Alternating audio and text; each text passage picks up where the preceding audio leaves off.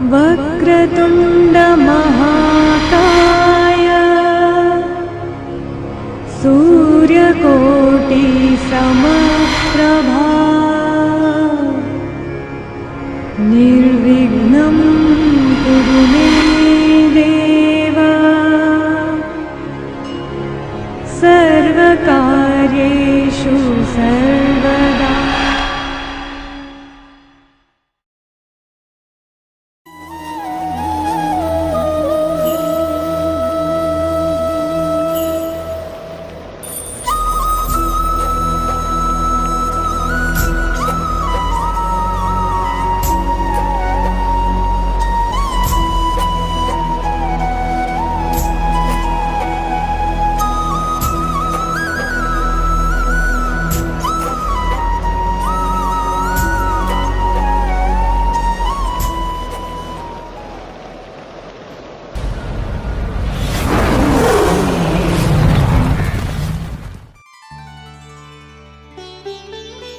वृंदावन बिहारी लाल की जय, चरण पहाड़ी धाम की जय, गुरुदेव महाराज की जय। जय जय श्री राधे निताय गौर हरि बोल।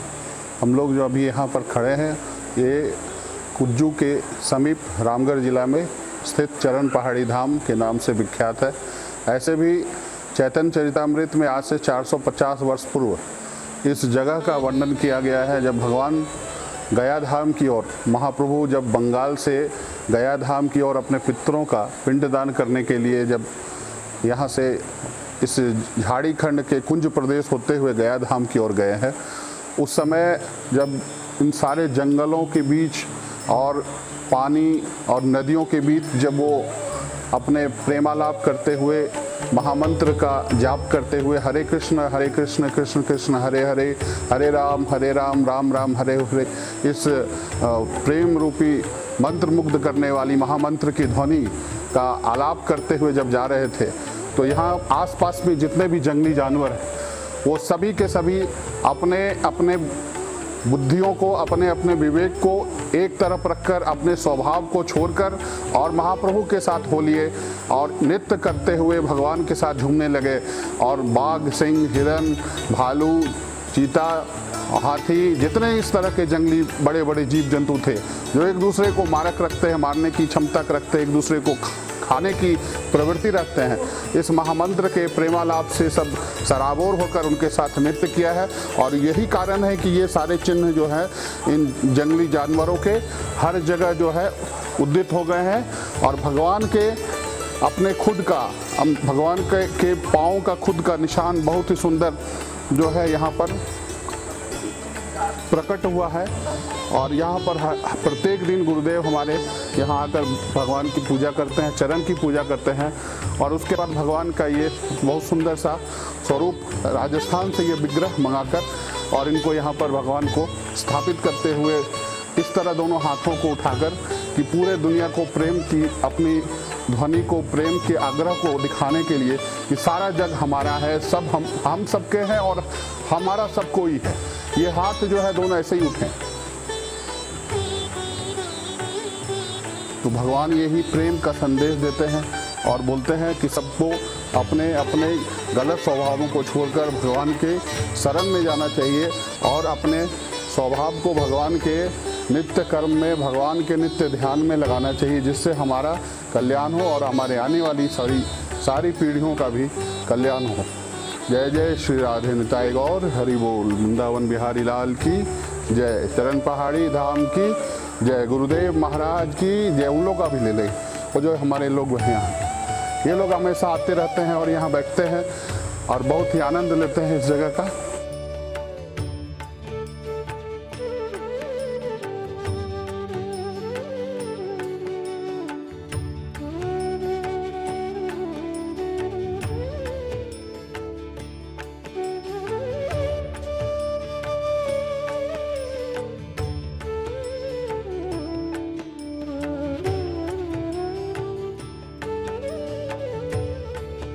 बोलिए प्रेम से चरणेश्वर महादेव की जय। जय जय श्री राधे। बोलिए प्रेम से शंकर भगवान की जय। ये जो शिवलिंग ये अपने आप जो है प्रकट हुए हैं यहाँ और गुरुदेव ने इनका नामकरण भगवान चरणेश्वर महादेव के रूप में किया है। ये शिवलिंग अपने आप में अद्भुत शिवलिंग है जो खुद से स्वयंभू के रूप में प्रकट है भगवान के इस धाम में। भगवान जहाँ जहाँ हैं वहाँ भगवान के याद में, भगवान को जपने के लिए शिव जी हमेशा आतुर रहते हैं। उसी प्रकार यहाँ पे प्रभु के इस धाम में भगवान खुद से आकर बैठकर, पूर्व और उत्तर दिशा में बैठकर भगवान ने अपने इष्ट का ध्यान किया है।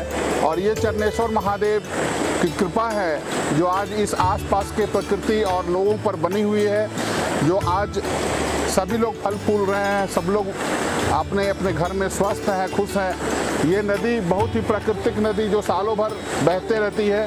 इस नदी का रूप स्वरूप कभी बढ़ता घटता है, लेकिन ये सालों भर ये नदी बहती है। और महाभारत काल में भी जब पांडवों का अज्ञातवास हुआ था, उस समय भी यहाँ पर इस नदी के आगे जो मुहाना है, उस मुहाने पर पांडवों ने 5 दिन रुककर यहाँ भी अपना समय बिताया था। इसलिए ये ऐसे भी पुरातत्व और पुरानी इतिहास की धरोहर है। ये इतिहास की धरोहर जो प्रकट हुई है सन 1992 में, जब हमारे गुरुदेव यहाँ वृंदावन से यहाँ आए थे और उन्होंने चरण पहाड़ी में भगवान के श्री चरण को खोज कर, पाकर, उनसे लिपट कर उनको पहचान लिया। और उसके बाद आज तक लगातार चरण पहाड़ी में भगवान की सेवा में वो लगे हुए हैं। लोगों को प्रेम भाव का पाठ पढ़ा रहे हैं, लोगों में प्रेम का मतलब समझा रहे हैं और लोगों में निरंतर भगवान के प्रति आसक्ति बढ़े, भगवान के प्रति अपना भोग बढ़े, कर्तव्य बढ़े। हम लोग अपने आप को भगवान के इस दिए हुए जन्म में अपने कैसे भजें, किस प्रकार उनको याद करें, उसके लिए गुरुदेव रात दिन लगे हुए हैं चरण पहाड़ी में। और भक्तों का यहाँ पर दूर दूर से आना जाना, वो पूरे आप वृंदावन धाम से, मथुरा से, गया से, उसके बाद और भी भगवान के अनन्य धाम से, फिर उसके बाद मायापुरी से, कलकत्ता से लगातार भक्तों का यहाँ आना जाना जारी रहता है। और सभी को बहुत प्रेम पूर्वक यहाँ पर भगवान के सन्निधि में रखकर उन्हें प्रेम का पाठ पढ़ाकर, उन्हें प्रेम का आश्रय देकर, संतुष्ट करके सभी लोग खुशी खुशी भगवान के नाम का जयकारा करते हुए अपने घर को लौटते हैं। बोले प्रेम से चरणेश्वर महादेव की जय। जय जय श्री राधे।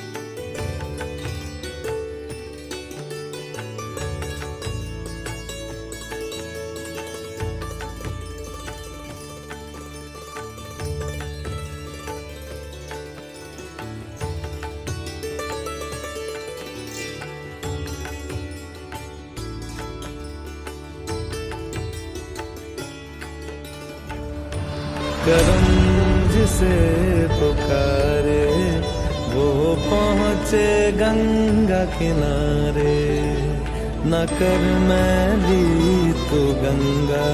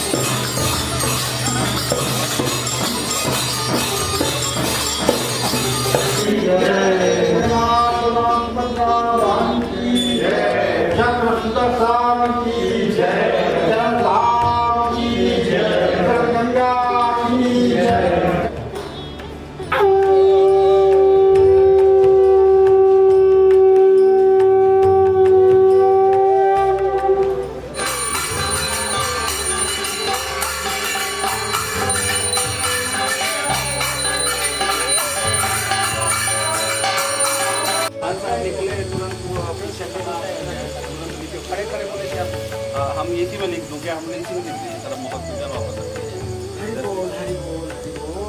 वहाँ गांधीनगर में। श्री राधे श्याम, तुम इधर बैठ जाओ।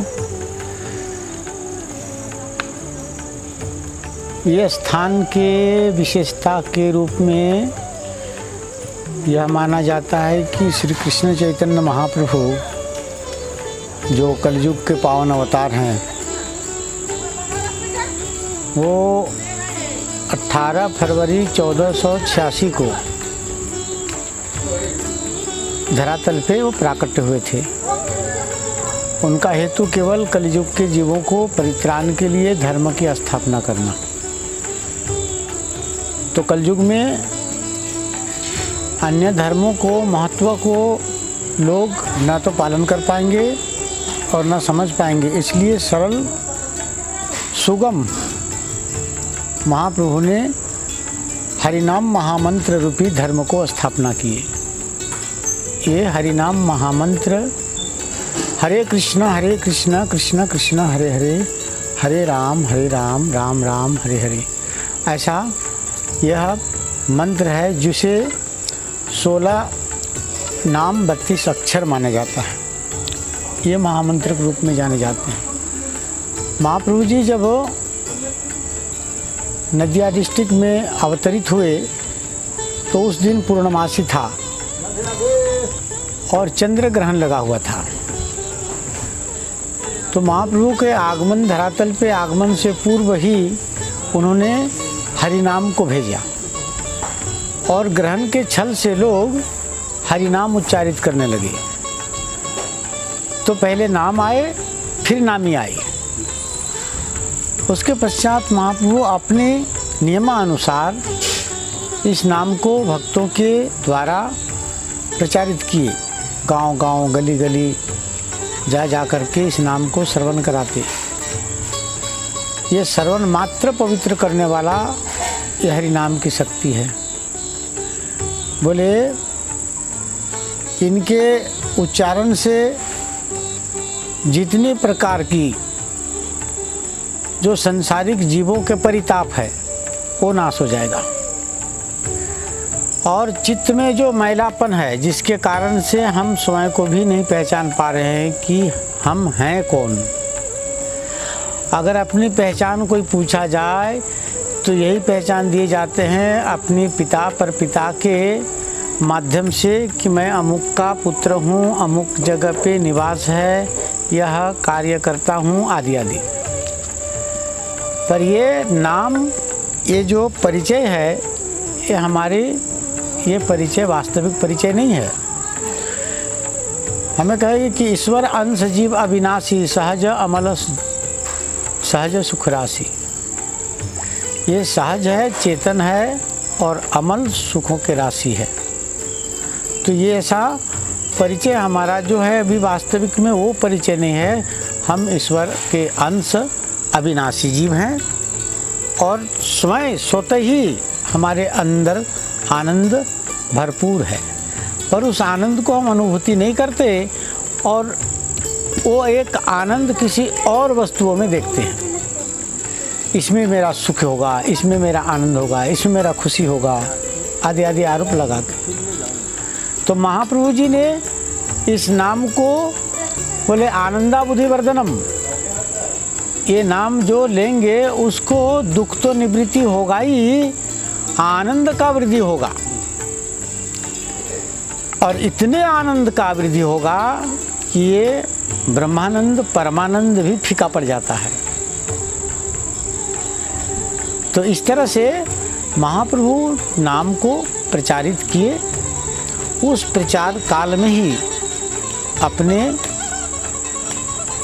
निज धर्मों को स्थापन करने के हेतु 6 वर्षों तक वो गमनागमन किए धरातल पे, जगह जगह पे जा कर के अच्छे अच्छे बड़े बड़े महान विद्वानों के द्वारा उनके सन्मुख धर्म की प्रश्नावली लेकर के धर्म क्या है और जीवों के कर्तव्य क्या है, साधन क्या है, जीवों के लिए साध्य कौन है, तो अनेक प्रकार के यहाँ पर धर्म बताए जाते हैं, अनेक प्रकार के साध्य बताए जाते हैं।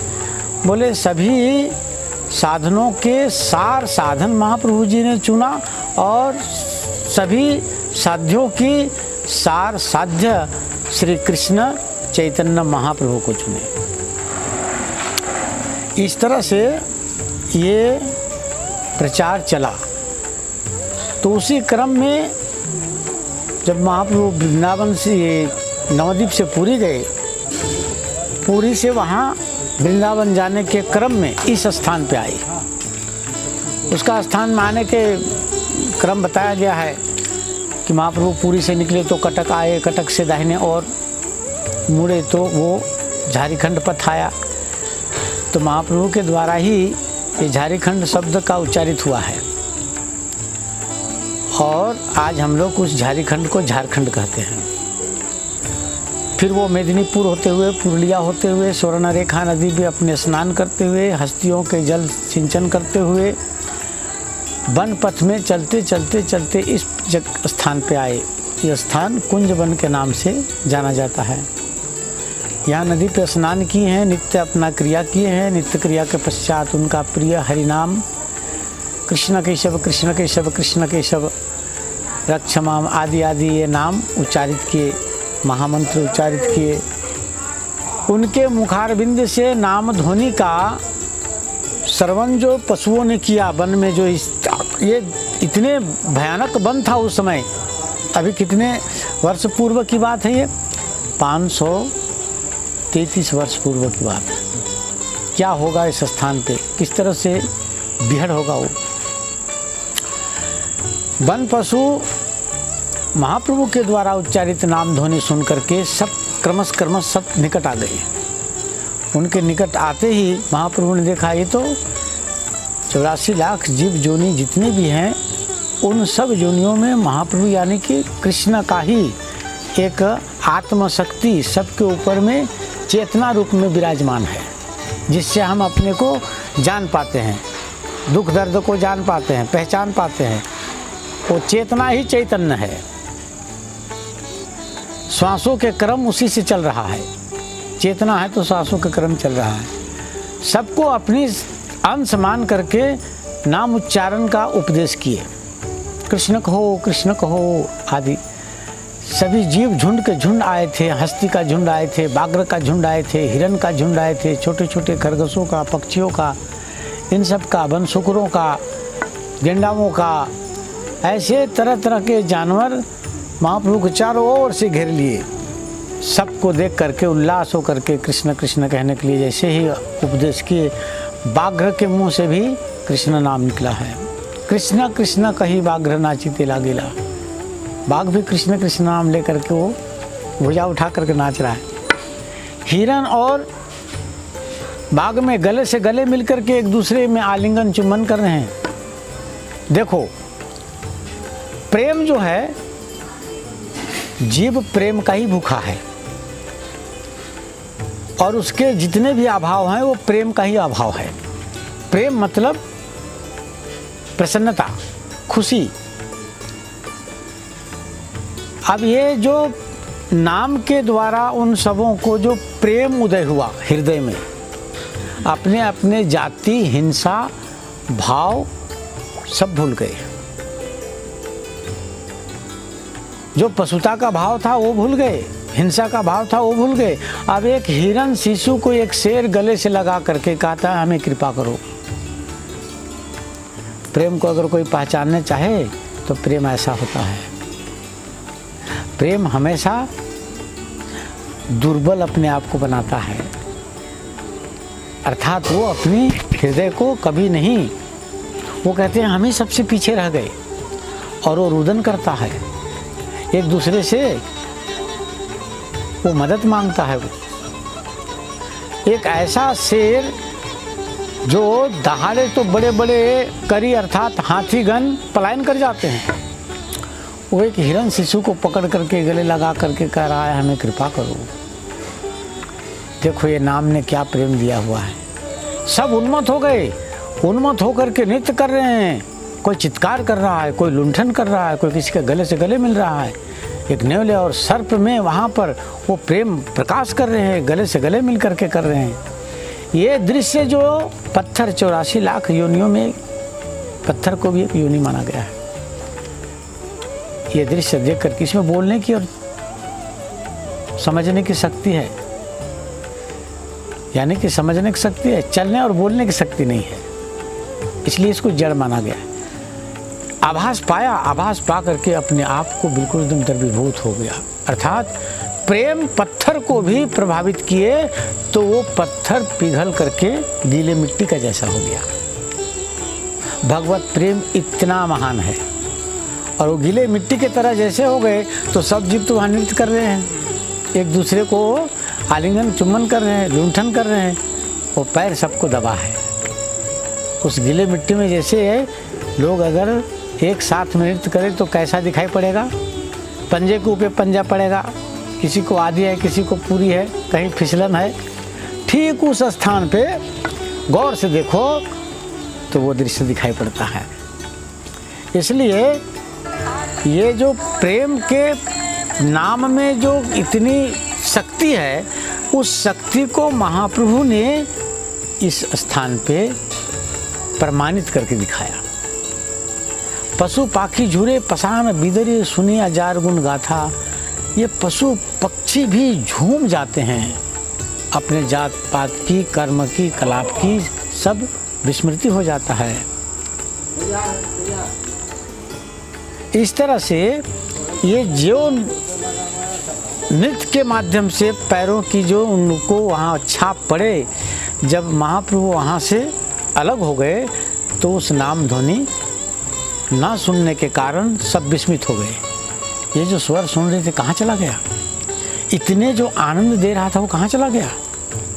अर्थात सब स्तंभित हो गए, पत्थर कठोर हो गया। तो जैसे कहते हैं ना कि अगर कोई सर्प किसी बिल पे है और बाहर से बिना वाद्य कर दे तो बाहर आ जाता है उस बीना के ध्वनि के द्वारा, और बाहर आ जाता है तो झूम जाता है, बिल्कुल अपने आप को तन्मय हो जाता है। अचानक यदि वो वाद्य बंद हो जाए तो स्तंभित हो जाता है, कहाँ चला गया, कहाँ चला गया। इस तरह से वो छाप जो पड़ा सो आज भी हम लोग उसको दर्शन करके अपने भाग्य को वृद्धि कर रहे हैं।